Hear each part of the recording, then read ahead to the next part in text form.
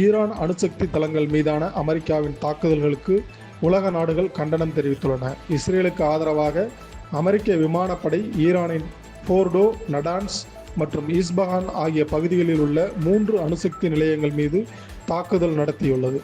அமெரிக்காவின் இந்நடவடிக்கை குறித்து சீனா வெளியிட்டுள்ள அறிக்கையில், இது ஒரு ஆபத்தான திருப்புமுனை என்றும் மத்திய கிழக்கில் இராணுவ தலையீடுகள் நீண்டகால மோதல்களுக்கும் பிராந்திய ஸ்திரமின்மைக்கும் வழிவகுக்கும் என்றும் கண்டனம் தெரிவித்துள்ளது. இங்கிலாந்து பிரதமர் கீர் ஸ்டார்மர் வெளியிட்டுள்ள அறிக்கையில், ஈரானின் அணுசக்தி திட்டம் சர்வதேச பாதுகாப்பிற்கு அச்சுறுத்தலாக உள்ளதால் அணு ஆயுதங்களை உருவாக்க அனுமதிக்கப்படக்கூடாது என்றும், இதனால் ஏற்பட்டுள்ள பதற்றத்தை தணித்து ராஜதந்திர தீர்வு காணப்பட வேண்டும் என்றும் வலியுறுத்தியுள்ளார்.